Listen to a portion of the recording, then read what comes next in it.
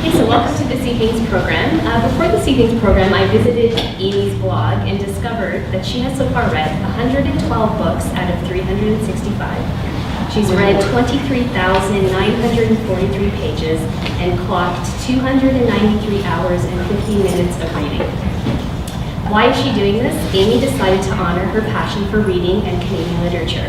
She realized if Terry Fox could run a kilometer in 6 minutes during his Marathon of Hope, she could surely read 10 pages in the same amount of time.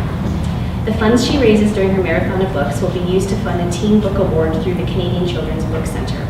For those of you who don't know, the Canadian Children's Book Centre is the recipient of the EAC Toronto branch's charitable donation that the branch awards to a registered charity in our community each year.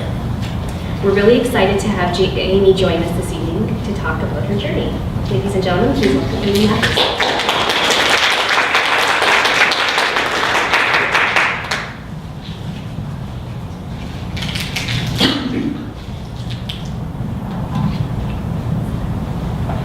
Can everyone hear me? Sometimes I tend to be quiet, so you have to just tell me to get louder. Also, if you have any questions as I go along, I don't mind answering them. You don't have to wait till the end. Some people forget, so that's fine too. I'm here for the Marathon of Books, but also on behalf of the Canadian Children's Book Centre, because you're making this great donation to them, and obviously they're very thankful for that. So I thought I'd start by going through their programs and then get into the Marathon of Books itself. So the Canadian Children's Book Centre is a not-for-profit national organization that was founded in 1976. I myself didn't actually learn about it until 2012. When I visited the Lillian H. Smith Library downtown. I went there because I love children's books and I had heard that they're a children's library. And when I went there, I found the magazine, the Canadian Children's Book News, which is part of the Canadian Children's Book Centre. And in it, I found that they had a book center in the city, and I couldn't believe it. I emailed them right away to start volunteering for them because I was so excited that they were promoting literacy among our youth and really supporting our Canadian authors. So they have many programs, and one of them is the TD Canadian Children's Book Week, which starts this year on May 3rd, I think. So every year, as it says, they reach over 35,000 children and teens by having author visits and illustrators and storytellers.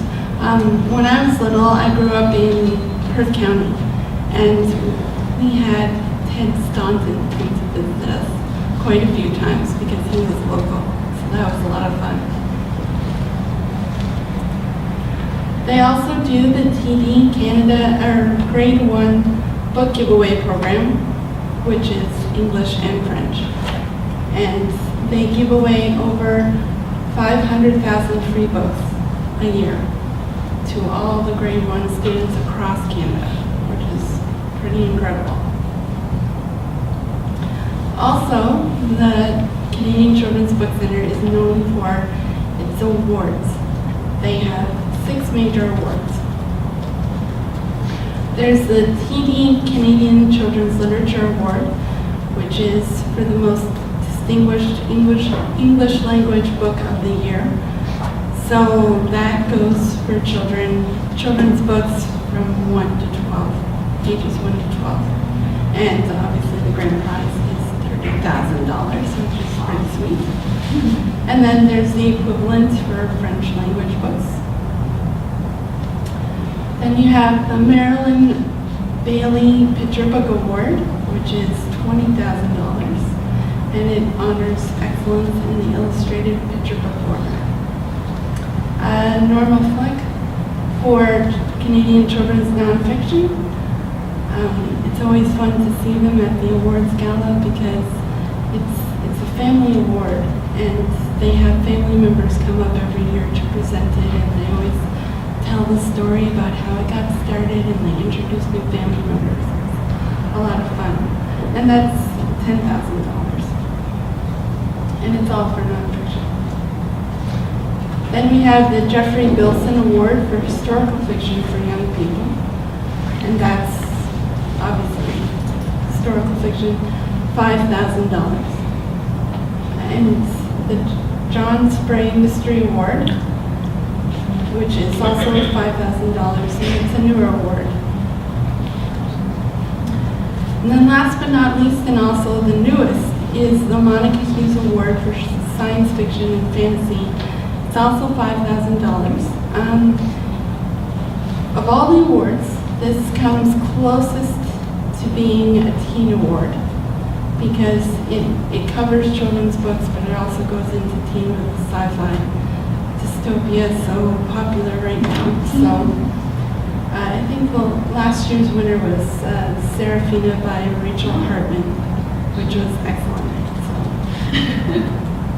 of all the awards, that's kind of my favorite. The Canadian Children's Book Center also does 2 publications. So the first one is Best Books for Kids and Teens, and this is meant as a guide for educators, teens, parents, teachers, to help them sort out what's new coming out in Canada, and so you know what's good, and you don't have to go through it all yourself. It comes out twice a year. And then there is the Canadian Children's Book News, which is quarterly, and it has different articles, different themes on publishing Canadian books, children's books in Canada.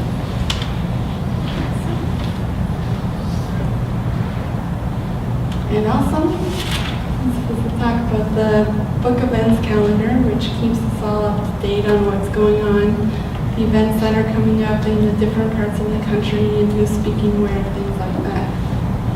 So you can visit the website, which is at the end of the presentation. Okay, so this is the part I'm most familiar with. The marathon of books. I love this map because in my room I have a huge map of Canada on my wall, and it sits opposite my bed. And every morning I wake up and I look at this map. And it's just, I don't know about you, but I just feel that Canada is such a beautiful country. And it's so vast.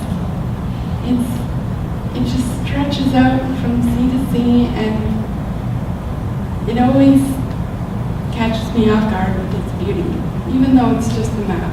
I love what it represents. So,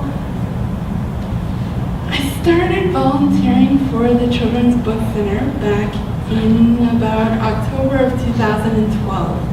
And I was just cataloging picture books. That was fine. I was happy with that. And Megan Howe, who's really friendly, she's the library coordinator there, she invited me to go to the Children's Awards Gala. And I never heard of it. So, of course, I said yes. And I went, and it was just incredible because I got to see so many authors, and I got to see Jean Little and her guide dog, which was, for me, the highlight of the night.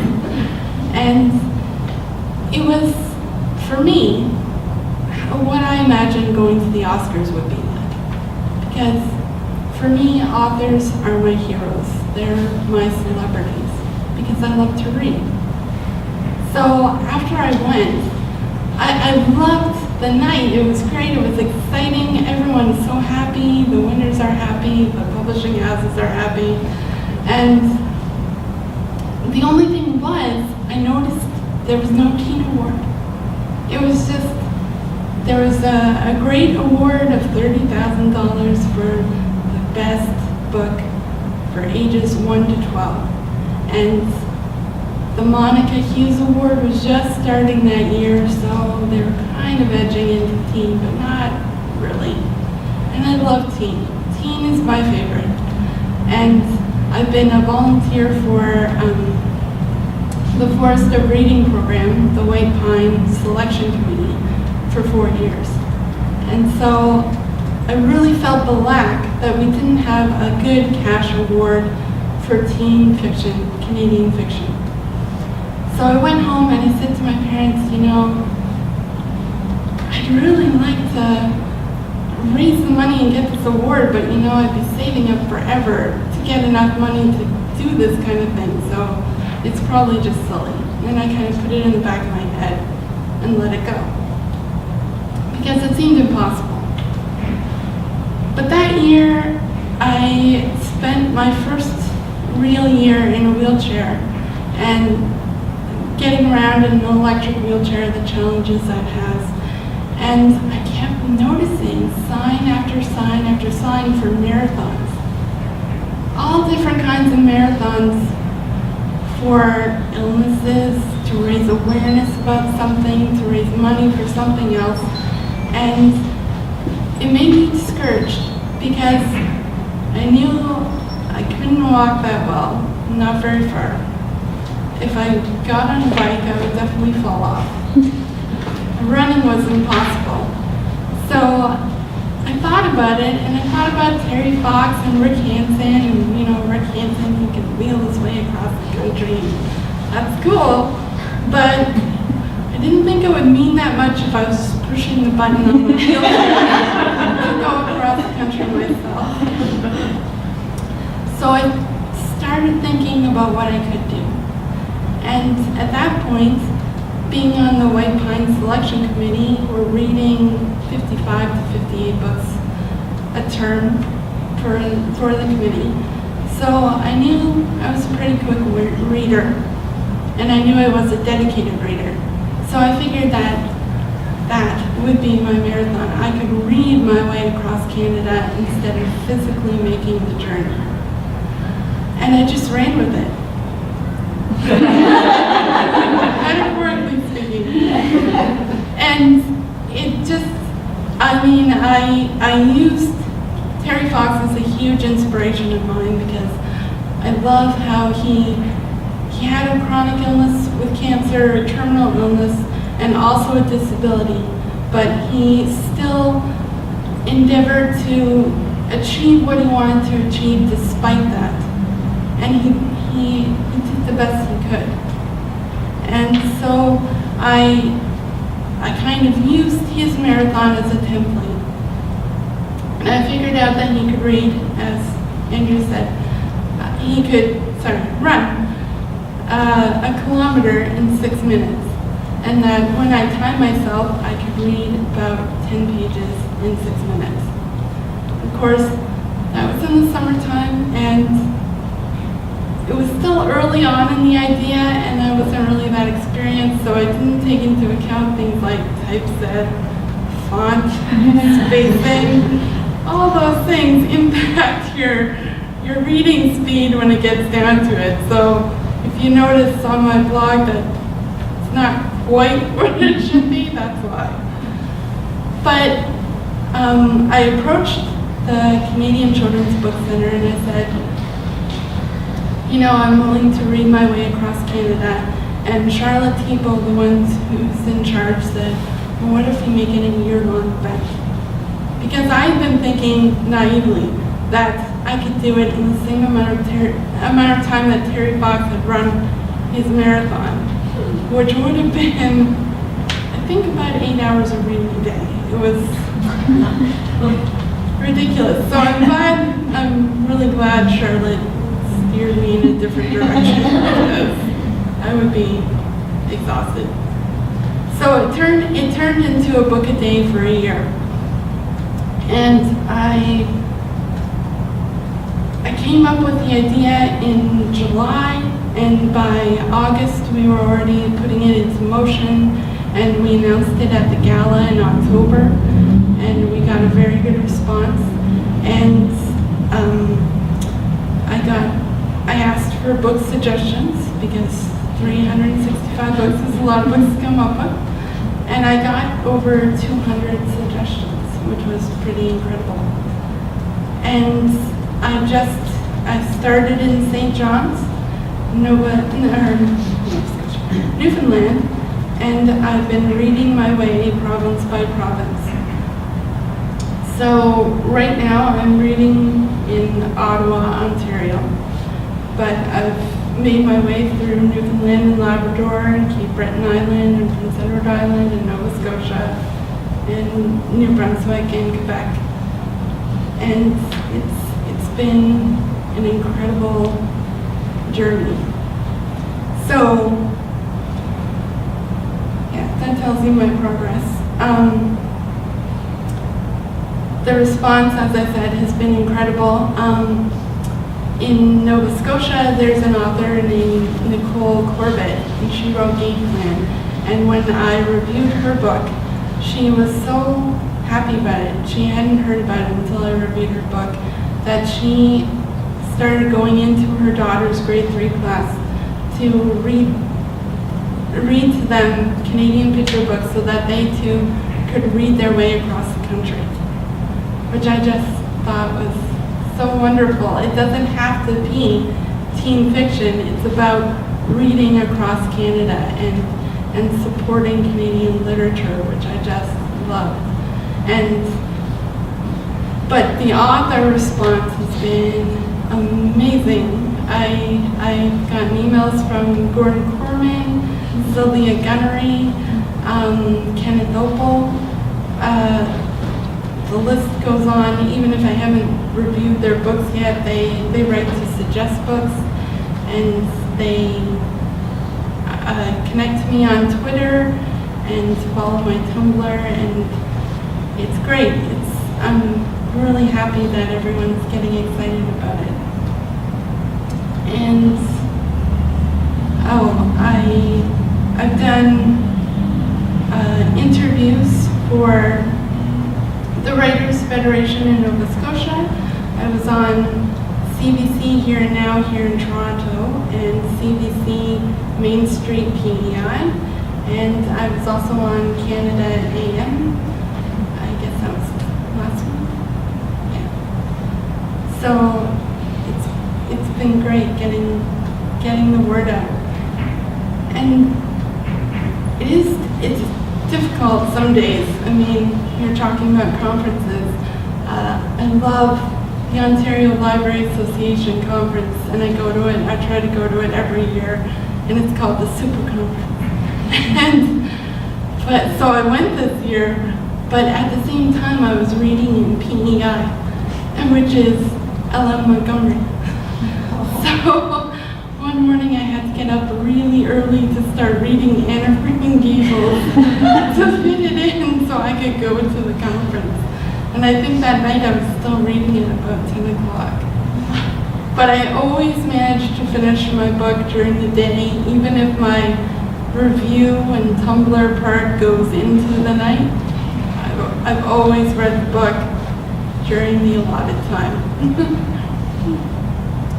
So I set it up so that obviously I'm reading a book a day, which is a big challenge and a daunting task. People come to me and they say, "Oh, you're reading a book a day. How come you're not reading right now? How do you do this?" But I set it up so that it could be manageable for people who don't read as much as I do, who aren't doing it for a marathon. And I created the 13 book challenge, which is I'm encouraging people to read a book from each province and territory. And then everyone would have their own journey across Canada. It's much more simplistic, but that makes it more manageable. And I've had a good response to that, obviously with the grade school kids, but also with high school programs like it. And people are just doing it on a personal basis, which is great. So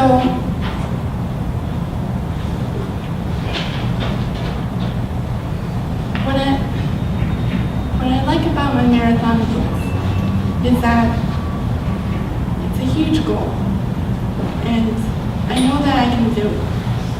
but it's also about raising the money to support authors on an ongoing basis, which I'm enthusiastic about. And the beauty of it is, in my opinion, that you don't have to read all the books to contribute.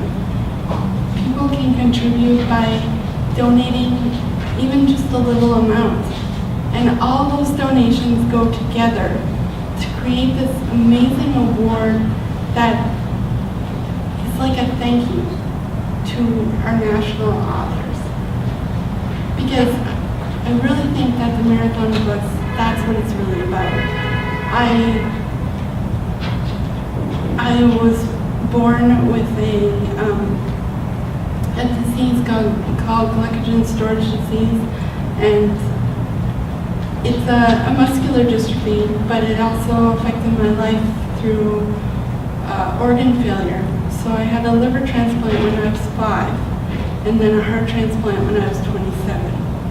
And having a muscular dystrophy has been a challenge because you can't always do everything that everyone else can do. But for me, books were the key to doing the things that I couldn't do.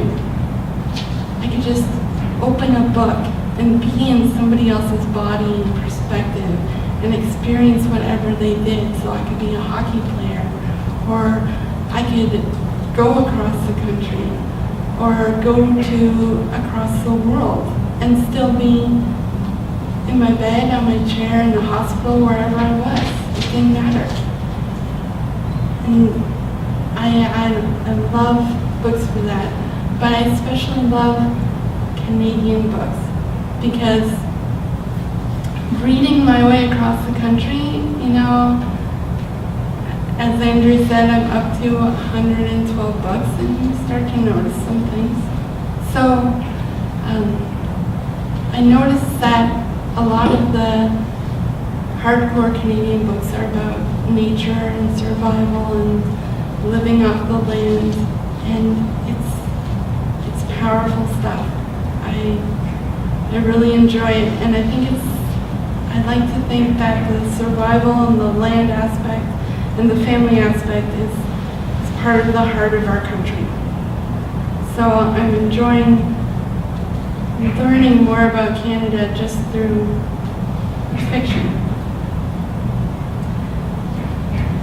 And yeah, I'm not exactly sure what more to say, except for I would like to say thank you to you guys as editors, because I think editors are vitally important at taking work from a writer and really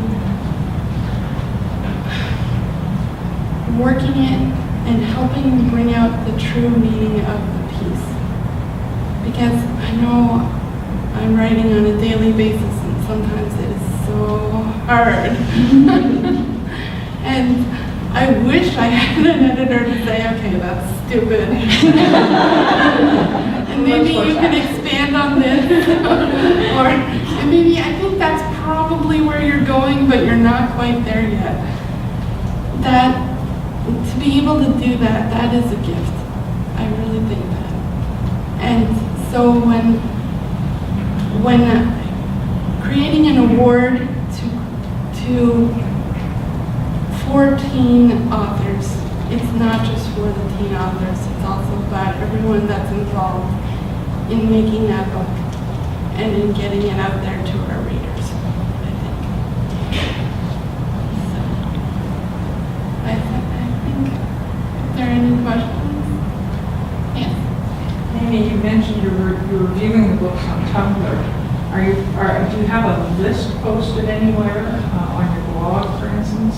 Yes, so I have a website. It's Amy's Marathon of Books.ca, and every day I post a review on that site. And then I also have a Tumblr account, which is a blog. So I talk about my reading experiences, things that the book brought up for me, more on a personal level, or yeah, just different things that resulted from the reading, or what I was doing during the day that hindered my reading, that sort of thing. But there is a list on the website, and then the books that have been read are linked to the actual review. Yeah. Could you tell us more about, like, I know you're raising money to create this support, right? And did you say this is going to be specifically for teen books? Is there a Yes. specific genre that? No.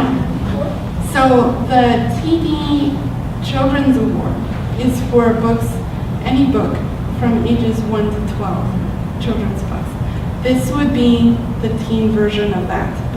So any genre, it's just the best teen fiction book of the year. Do you have a specific goal in mind, or is it just the award is how much you are able to raise? The award will probably be $5,000. Okay. So, yeah, I'd like it to be more. But I have to figure out a way to raise more money to do that. For picking authors, or for picking books from across the country, were you going with the authors, where the author lived, or where the story was based? Or what was sort of the requirement? So if the story is set in Canada, then I go by that automatically.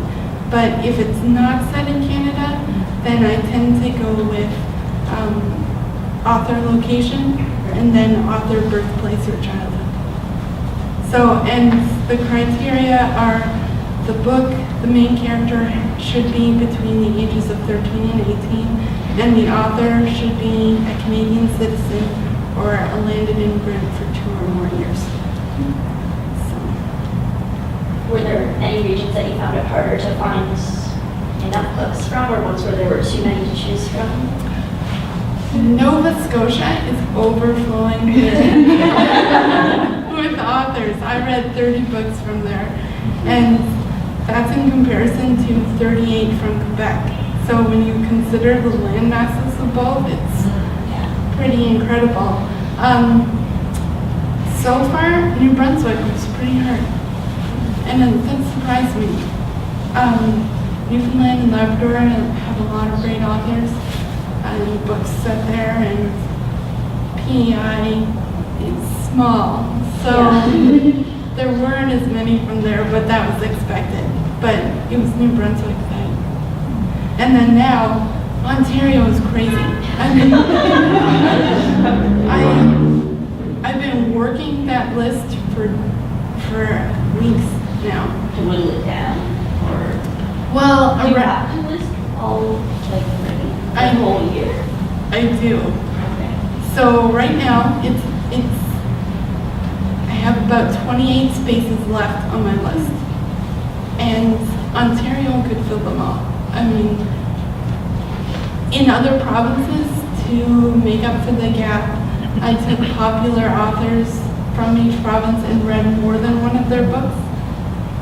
But in Ontario, there are just so many authors, it hardly seems fair. But I am going to have to do that. But it was today I was working the list, and it's all over. I mean, it's at least up to date at 200. And that's just reading once through all the authors. So it's still ongoing. And then BC is another big one. But then the territories are hard to find books for, although I have found some. And then some of the prairies are harder than others. Yeah. Are all of your books that you've chosen, were they originally published in English, or have you read any that started in French? No, I did. For Quebec, I don't know if you've heard of the translator Susan Oriou. It's Ouriou.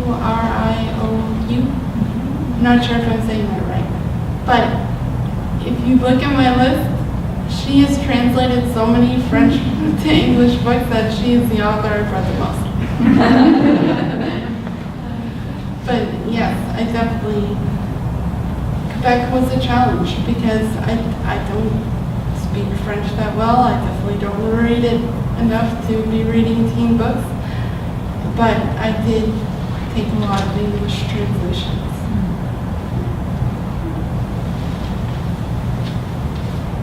Yes? So, this is really a crash course in the YA novel that you're doing. I applaud you. This is really amazing what you're doing.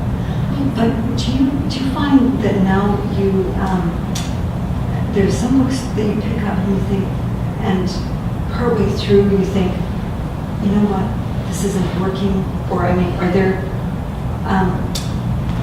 do you gravitate more toward certain styles, like let's say lots of conversation in a book, or lots of description, or something like that you would, that has come out of this exercise, this very intense exercise?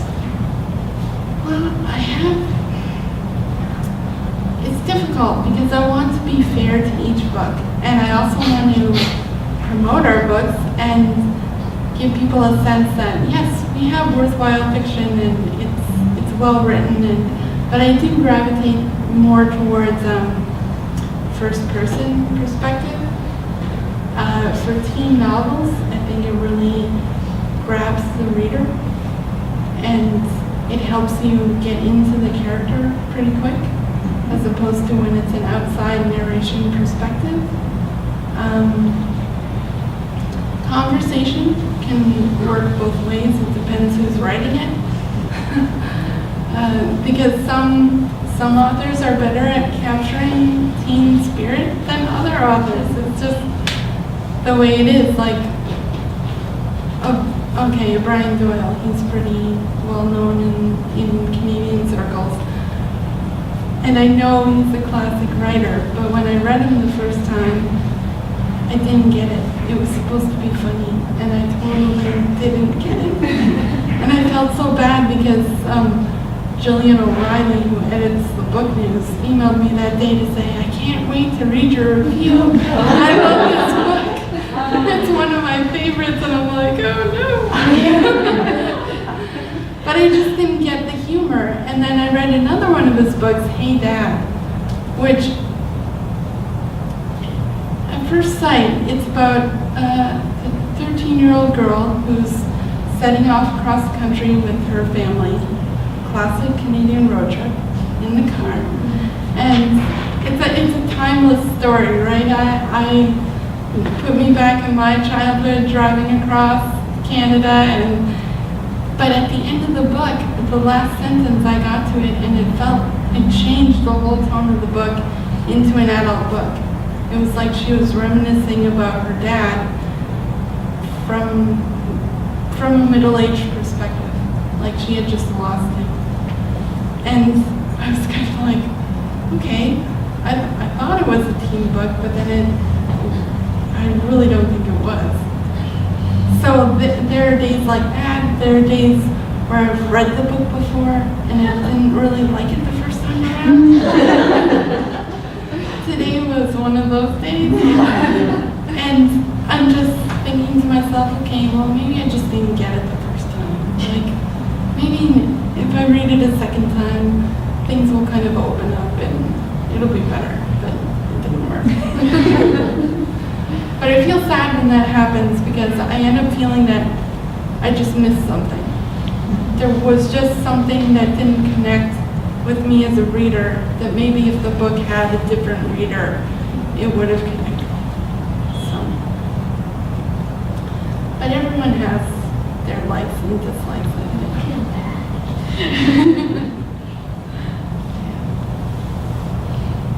Any other questions? Yes? I assume full information on donations is on your website. Oh, yes, obviously I should mention that.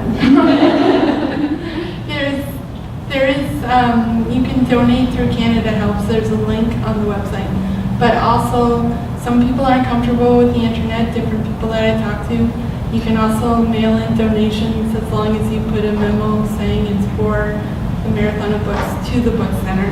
And the Book Center's address is on, I don't think it's on my website, but it's on. It is? Okay, so that's good. Either way, it's fine. Maybe you want to show the next one? Yeah. So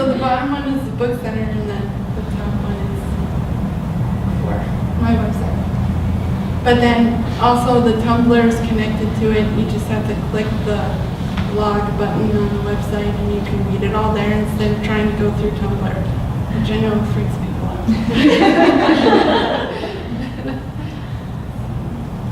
How many Eric Walters books do you have in your list? Well, Erica Walters is like, I think the only teen writer that covered Terry Fox. So I got to read Run, which I had read before, which is about the Terry Fox story. So that was very exciting. I wanted it to be the first one on my list, but it was set in Nova Scotia. So I had to wait. But yeah, I'm definitely putting more of his books on my list because he writes from all over, but he is based in Ontario, so. Hugely prolific, so. Yes.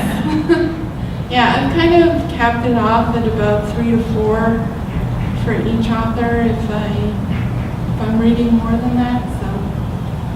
But yeah, like Monique Pollock, I read 4 of hers and 4 Gordon Cormans. Oh no, 3 Gordon Cormans. And yeah, so. But usually around 3 per author if they're especially well known.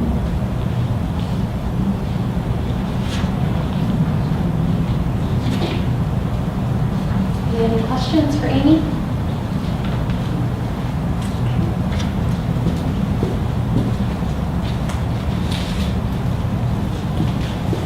I actually have a listing of, I went onto your website earlier today, and I have a listing of the books that she's read and was going to read, so if any of the titles interest you. Also, some information on the 13-book challenge if you'd like to start your own challenge and join Amy. If you do, by the way, people tell me about it, and I love to hear about it. So different authors are taking it themselves and they blog about it. So when they connect to me and tell me what they read, I link to my stuff so other people can read it too. It's great. So if you do end up doing it, get in contact with me and I'll pass it around. That's great. I wanted to take this opportunity to thank you for joining us this evening and sharing your story. And it's very inspiring. I know it's inspiring me to do a little more reading and just to go through your blog and the books that you selected. And we wish you best of luck and thank you very much. Please accept this as well.